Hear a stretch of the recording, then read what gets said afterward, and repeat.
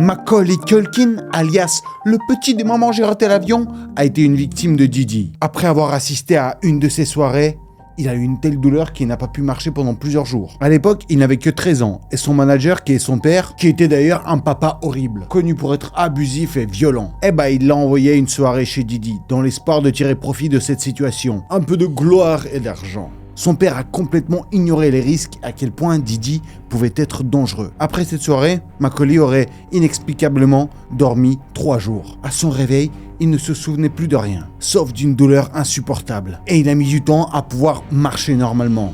Et cette expérience l'a marqué à vie. Depuis plus de 30 ans, Maman j'ai raté l'avion est un des classiques de Noël. Ça a diverti des générations entières, des familles, et ça a perpétué l'esprit de Noël année après année. Cependant, malgré ce succès phénoménal, à un si jeune âge, Macaulay n'a jamais voulu cette vie. Être acteur, c'était le rêve de son père.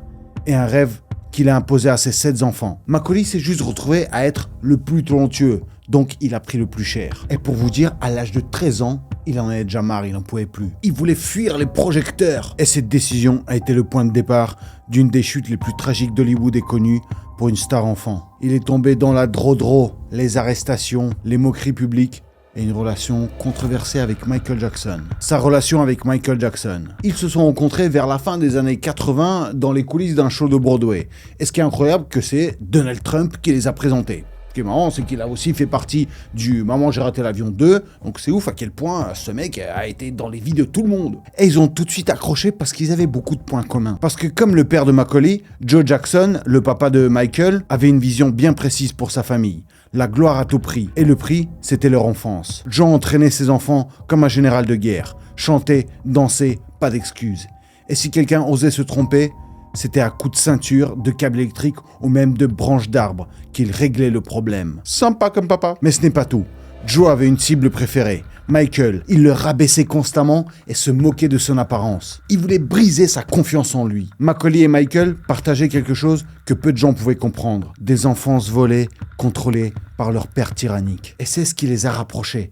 Un lien forcément étrange, mais très sincère. Mais on va pas se mentir que leur amitié, vu comme ça d'extérieur, c'était un truc un peu chelou. Parce que Macaulay, à l'époque, il avait 10 ans et Michael avait 33. Ah, pas exactement le duo qu'on imagine à faire une soirée pyjama. Et en plus, certains de loin pensaient que Michael allait devenir un peu une figure paternelle pour Macaulay, et alors pas du tout. C'était juste 2 gosses qui s'amusaient ensemble. D'après Macaulay lui-même et d'autres témoignages recueillis plus tard, notamment pendant le procès lié à Neverland, en fait, ils se comportaient juste comme 2 gamins, 2 amis. Michael était, selon ses propres mots, un enfant dans l'âme. En 1997, quand Michael a eu son premier fils, Prince, il a demandé à Macaulay de devenir son parrain. Et plus tard, il a été aussi le parrain de sa fille. Leur lien était indéniable. Et ça se voyait même à l'écran. Souvenez-vous de Macaulay dans le clip de Michael Jackson, Black or White. C'était plus qu'un caméo, c'était la preuve de leur complicité. Mais bien sûr, les choses se sont compliquées en 2005 avec le célèbre procès où Michael Jackson a été accusé d'abus. Appelé comme témoin, Macaulay a défendu Michael, sans hésitation. Alors oui, il a dormi dans sa chambre, parfois même dans le même lit, mais rien de chelou s'est passé. Il insistait. Michael était un enfant comme nous. Et en plus, sa chambre, c'était pas une simple pièce, c'était un véritable terrain de jeu avec des consoles, des jeux vidéo, plein de jeux d'enfants. Il y avait rien de malsain et puis il y avait de quoi se perdre. Et Macaulay n'a jamais changé son discours. Même après la mort de Michael, il considérait Michael comme son ami le plus proche. Leur amitié a commencé quand Macaulay avait 9 ans. Et visiter Neverland pour la première fois. Parfois, son frère Kieran et sa sœur venaient avec lui. Pour eux, Neverland, c'était pas une zone d'ombre, mais un endroit magique où ils pouvaient échapper à la pression du monde extérieur. Et puis, il y a cette phrase que Michael lui a dit dès leur première rencontre. Si un jour, tu as besoin d'aide, je suis là. Une promesse simple, mais puissante. Surtout pour un enfant submergé par les flashs et les attentes. Que s'est-il passé dans sa maison? C'est ce que tout le monde veut savoir. C'est ça qui est bizarre, vous savez. Rien ne s'est passé. On jouait au jeu, on allait au parc, au musée. En fait, ce qu'il faut comprendre avec toutes ces histoires, les gens qui disent « Oh, tu as dormi dans la même chambre que lui », mais je crois qu'ils ne réalisent pas. La chambre de Michael est faite de 2 étages. Il y a 3 salles de bain et plein d'autres trucs.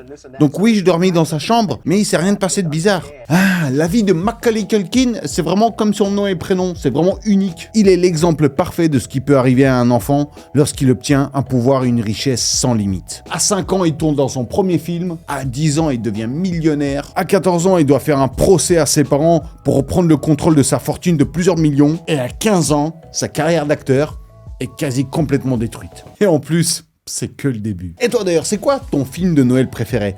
Celui qui te fait sentir tout cosy, que tu m'as posé dans ton canapé, en famille, avec un petit chocolat. C'est sûr que Maman, j'ai raté l'avion, ça fait partie de vos listes. D'ailleurs, je sais ce que tu vas avoir comme cadeau de Noël. Ouais, regarde ce tableau là. Et le premier mot que tu vois dans cette grille de lettres, ça sera ton cadeau de Noël. Mets-le dans les commentaires et on va comparer celui qui a le meilleur. Ah, c'est bientôt Noël, j'espère que ça se passe bien vos vacances là. Moi, faites-moi kiffer, mettez un gros like à cette vidéo. Et dites-moi, êtes-vous prêt à découvrir la carrière dévastatrice du gamin le plus riche qu'Hollywood ait connu? Alors, c'est parti! Enfance et famille. Macaulay Carson Culkin est né le 26 août 1980 à New York. Et à en juger le prénom qu'ils ont donné à leur fils, ses parents, c'est des petits rigolos. Leur enfant a reçu comme prénom le nom de famille du célèbre historien et homme politique britannique Thomas Babington Macaulay. Ouais, c'est pour ça qu'en vrai, personne n'arrive à prononcer son prénom. La famille Culkin, il y avait du monde. Macaulay était le troisième de 7 enfants. Il avait 4 frères et 2 sœurs, sans oublier une demi-sœur aînée du côté de son père. Sa mère travaillait comme standardiste, tandis que son père travaillait dans l'église. Alors dans sa jeunesse, son père, c'était un acteur. Il voulait réussir, mais il a tout foiré, il n'a pas réussi. C'est ce qui par la suite a beaucoup influencé la relation entre son papa et Macaulay et la façon dont il a influencé sa carrière. Petite anecdote, c'est que la tante de Macaulay, qui est la sœur de son père donc, en fait elle c'était une actrice plutôt réussie. Elle s'appelle Bonnie Bedelia et vous la connaissez sûrement pour son rôle dans Piège de cristal. Oui, c'est la femme de John McClane. C'est sa tante. Son enfance a été marquée par de nombreux traumatismes. Lorsque Macaulay a commencé à jouer au théâtre, sa famille, composée de 9 personnes, vivait entassée dans un appartement d'une pièce seulement. Les Culkin manquaient de tout constamment. Bill Hopkins, le directeur de casting qui a offert à Macaulay son premier rôle, se souvenait dans une interview: ils étaient tellement pauvres que je devais payer moi-même ses trajets pour m'assurer qu'il puisse venir aux répétitions et rentrer chez lui. Au théâtre, Macaulay rampait parfois sous les gradins pour récupérer des pièces de monnaie tombées des poches des spectateurs. Une réalité bien loin des strass et paillettes d'Hollywood. Et comme si cette vie de pauvre extrême ne suffisait pas, elle était encore plus assombrie par le caractère de son père. D'après de nombreux témoignages, y compris ceux de Macaulay, son père c'était un violent. Il sa femme et ses enfants. Et ça arrivait même pendant les grossesses. Ce qui me blessait encore plus, c'est qu'il niait tout. Il allait se coucher en pensant qu'il était une bonne personne. Les gens font des choses horribles et on peut les pardonner. Mais le but d'une confession à l'église, c'est de reconnaître ses torts. Il avait un mécanisme de déni, ou peut-être une sorte de folie. En tout cas, pour Macaulay, c'était un très bon, mauvais exemple. Il s'est promis de ne pas devenir comme son père quand il serait grand. Et le rêve du père de Macaulay, c'était que ses enfants deviennent des stars. Lui-même qui avait donc tenté une carrière de danseur et d'acteur, le sommet de sa carrière, c'était être figurant dans la pièce West Side Story à Broadway en 1961. Il a aussi décroché un petit rôle dans Hamlet en 1964. Il n'a jamais connu la gloire ni la lumière d'un rôle principal qu'il convoitait tant. Sa carrière s'est arrêtée net, laissant ses rêves d'acteur inachevé. Donc cette fin de réussite d'acteur, il l'a transmise à ses enfants, de force. Macaulay racontait parfois que lorsque leur téléphone sonnait pour une proposition de rôle, son père était au taquet. Il disait « Ah ouais ? Vous avez besoin d'un enfant ? Dites-moi, quel âge et quel sexe ? J'ai tout. » C'est peut-être pour ça qu'il a fait autant d'enfants, il voulait faire sa troupe de casting. Son père a signé les rôles comme on répartit les corvées, choisissant l'un ou l'autre en fonction du besoin du projet. Bien sûr, il ne demandait jamais à l'enfant s'il voulait le faire. Non, c'était de force. Cette approche a causé de lourds traumatismes, surtout à Macaulay. Pourquoi lui plus que les autres ? Parce qu'il était plus talentueux que les autres. Il a eu la malchance de réussir. Très vite, son père a reporté toute son énergie et son enthousiasme envahissant sur lui seul, faisant de Macaulay l'unique centre de ses ambitions. Les premiers rôles. Après quelques expériences dans des pièces de théâtre, Macaulay fait ses débuts au cinéma à l'âge de 5 ans. Son premier rôle était une apparition dans le téléfilm À l'heure de minuit. Son nom n'est même pas apparu au générique. Sa première véritable prestation avec des dialogues marquants, il l'obtient dans la série The Equalizer, où il incarne une victime de kidnapping. Par la suite, il décroche encore quelques petits rôles, mais les producteurs et les réalisateurs ont été très vite séduits par lui, par le fait qu'il puisse jouer quasi tout. Il avait un vrai talent, et sa première grande opportunité arrive avec le film de John Hughes, Oncle Buck. Ce rôle a sans doute déterminé l'avenir de Macaulay en tant qu'acteur. Si vous avez jamais vu ce film et que vous voulez le mater, vous allez avoir un gros sentiment de déjà-vu. Like the ones I used to know. Parce que John Hughes était également le créateur et l'esprit derrière Maman j'ai raté l'avion. C'était entièrement son œuvre et ça a été beaucoup inspiré de Oncle Buck. Ça se voit dans les cadres. Maman j'ai raté l'avion. Donc une fois qu'il a décroché son rôle dans Oncle Buck, qui a rapporté 67 millions de dollars au box-office, ça commence à être pas mal là. Hein. À partir de ce moment, les finances de la famille dépendent de la carrière de Macaulay. Bien que son père ne voyait pas en Macaulay ce que tout le monde voyait. En fait, il le dénigrait, il trouvait pas qu'il était si talentueux que ça. Mais il comprenait que son fils, c'était son billet d'entrée pour Hollywood. Après un départ chaotique pour un voyage familial en Europe, le scénariste et le producteur John Hughes, qui a eu l'idée de Maman j'ai raté l'avion, en préparant ses bagages, il a dressé une liste de tout ce qu'il voulait pas oublier. Et pour rigoler, dedans, il a ajouté le nom de ses enfants. Et c'est là qu'il a pensé, et si j'oubliais mon fils de 10 ans tout seul à la maison, que ferait-il? Une question qui a amené à une autre, et au lieu de faire ses bagages, Hughes a écrit 8 pages de notes qui allaient devenir le scénario du film. Et donc, ils ont filmé le fameux film avec Macaulay. Le film est sorti en novembre 1990, et c'est devenu un phénomène mondial. Il est rapidement devenu le 3e plus grand succès de tous les temps au box-office mondial, derrière E.T. et les films Star Wars, rapportant plus de 500 millions de dollars. Macaulay est littéralement devenu une star du jour au lendemain. Alors c'est officiel, tu es une star, une vraie. Le film numéro 1 du box-office ce week-end. Content de t'avoir sur le plateau. Merci. Lors de cette première interview, Macaulay semblait à peine impressionné par le succès du film. Peut-être qu'il était nerveux, mais il semblait surtout ne pas trop s'en soucier, car tout cela faisait déjà partie de sa routine. Est-ce que t'avais ton mot à dire sur le fait de travailler ou non quand tu étais enfant ? Pas vraiment, non. Non, après un moment, c'est devenu un boulot. Comme je disais, je choisissais jamais les projets. C'était mes parents qui les choisissaient pour moi. Donc, tu ne lisais même pas les scripts? Non, pas vraiment. Je lisais juste les répliques pour le lendemain. Je comprenais vaguement de quoi parlait le film. Mais ensuite, je me pointais, je trouvais ma lumière, je disais mes lignes, c'est tout. C'était presque irréel. Pour lui, c'était juste une routine, comme aller à l'école pour les autres enfants. Une habitude qui faisait partie de sa vie quotidienne. Il n'avait aucun mot à dire sur les rôles qu'il pouvait interpréter. On lui demandait à peine son avis sur quoi que ce soit. Il se contentait d'obéir, tel un robot. C'est à ce moment-là que les tensions entre lui et son père se sont aggravées. Bien qu'ils aient passé beaucoup de temps ensemble, Macaulay explique qu'il n'a jamais été proche de son père. Tu le détestais tout au long de ça? Oui, et il me détestait aussi. On ne s'aimait pas vraiment. Imagine, cet homme que tu n'aimes pas et qui ne t'aime pas non plus devient tout à coup complètement focalisé sur toi. Parce que c'est avec toi qu'il gagne de l'argent. Tout d'un coup, je voyage à travers le pays, enfermé dans une pièce avec ce gars qui ne m'aime pas. Ça se voyait qu'il était jaloux de moi. Ah oui, parce que tout ce que le mec voulait faire dans sa vie, son fils, il l'a réussi avant ses 10 ans. Mais il parle aussi de la violence de son père. C'était un homme mauvais, honnêtement. Il était violent, physiquement et mentalement. Argent. Pour Maman j'ai raté l'avion, Macaulay a été payé seulement 100 000 $.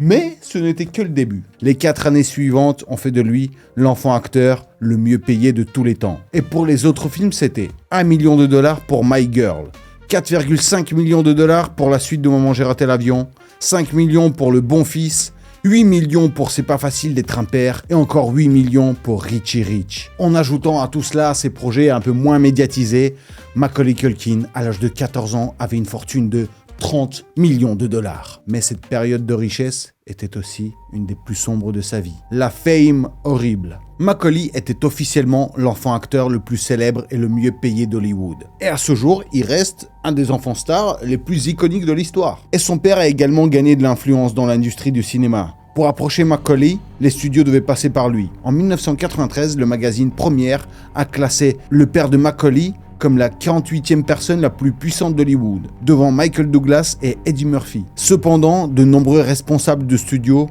se plaignaient de lui, affirmant qu'il voulait toujours prendre le contrôle créatif sur les films. Et cette attitude autoritaire a rapidement fait de lui un ennemi pour beaucoup de studios d'Hollywood. Et comme si les choses ne pouvaient pas s'empirer, Macaulay devait forcément gérer aussi les répercussions de la célébrité. Il y avait des moments où en marchant simplement dans la rue, il se retrouvait entouré par des hordes de gens.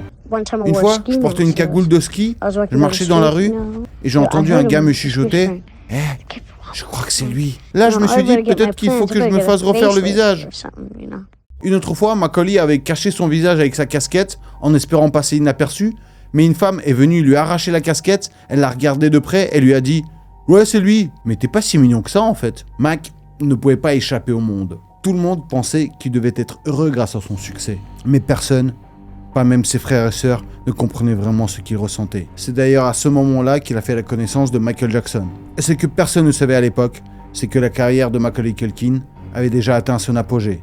à l'âge de 12 ans. Et c'est à partir de là que tout allait basculer. Embrouille des parents. Mon père et ma mère ont finalement décidé de se séparer. C'était l'une des meilleures choses qui me soit arrivée. J'ai enfin pu vraiment m'éloigner du milieu. J'avais envie de faire une pause depuis un moment. Et un jour, j'ai dit, c'est fini les gars. J'espère que vous avez gagné assez d'argent parce qu'il n'y en aura plus qui viendra de moi. Et vraiment, donc tu l'as fait? Ouais, j'ai tout arrêté pendant environ 8 ans. À ce moment-là, cette décision a été la meilleure chose qui soit arrivée à Macaulay. Mais les parents qui se préparaient à un divorce ont commencé une bataille publique pour la garde de Macaulay. Mac ne voulait pas rester avec son père, mais sa mère dépensait toutes ses économies en frais d'avocat pour le combattre. La seule solution de Macaulay, afin d'avoir un accès à son argent, a été de retirer légalement les noms de ses 2 parents. Donc officiellement, ses 2 parents n'avaient plus d'emprise sur lui. C'était un enfant indépendant.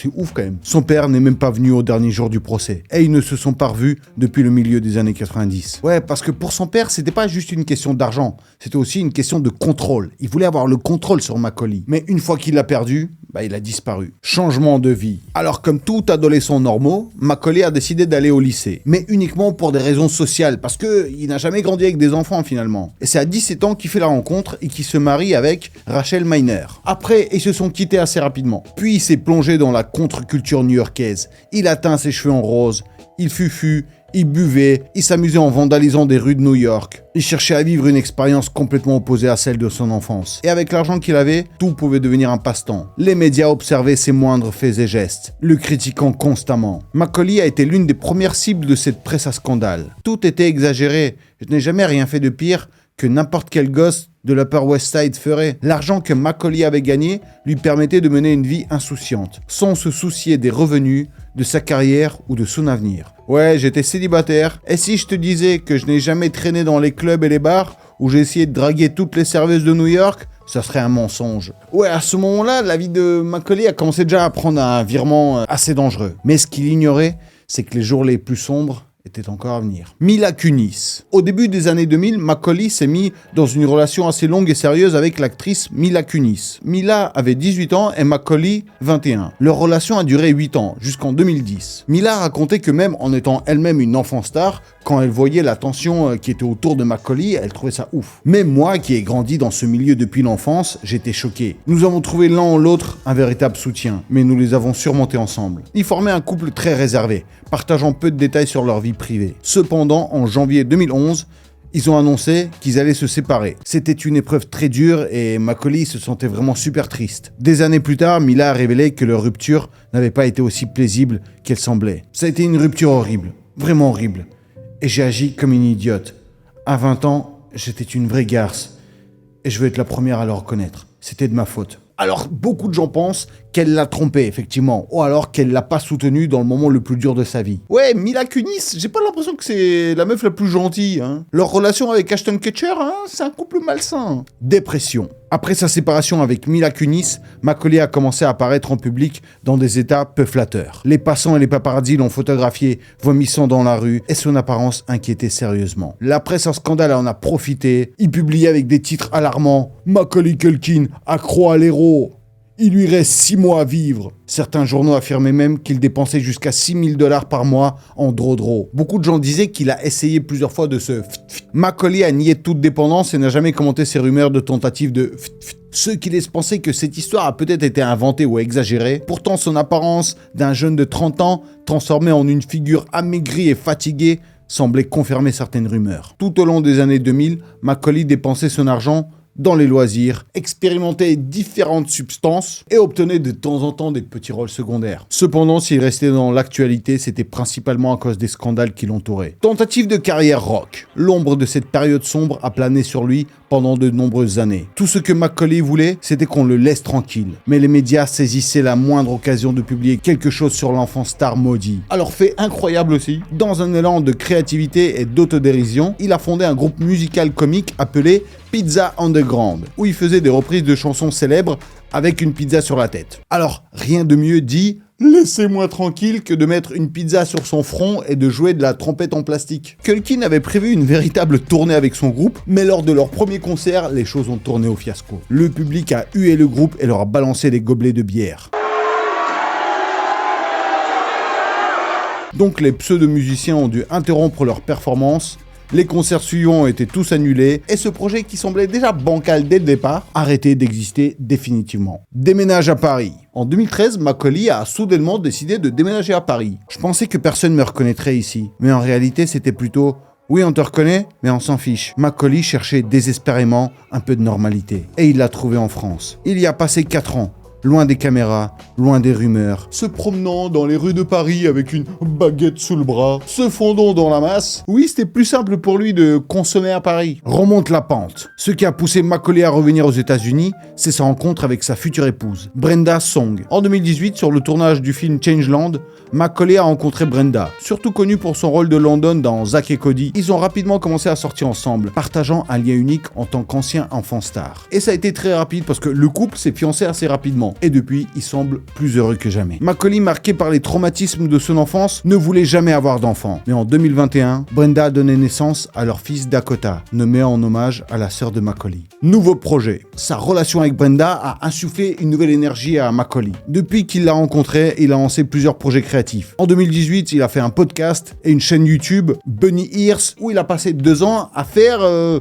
Eh bien, n'importe quoi. Décrire le concept de cette chaîne est quasiment impossible, car il n'y en avait tout simplement pas. C'était très gênant parfois. Genre, vraiment, en résumé, c'est du cringe sur du cringe. Il a participé aussi à des rôles de la télévision, avec des doublages. Il a même fait un grand retour sur l'écran dans la 10e saison de American Horror Story, où sa performance a été vraiment acclamée. Son personnage Mickey est rapidement devenu un favori des fans. Aujourd'hui, Macaulay reste relativement actif sur les réseaux sociaux. Il a multiplié les interviews et les podcasts. Sa femme et sa nouvelle famille semblent avoir redonné l'espoir à l'acteur, qui a maintenant 44 ans.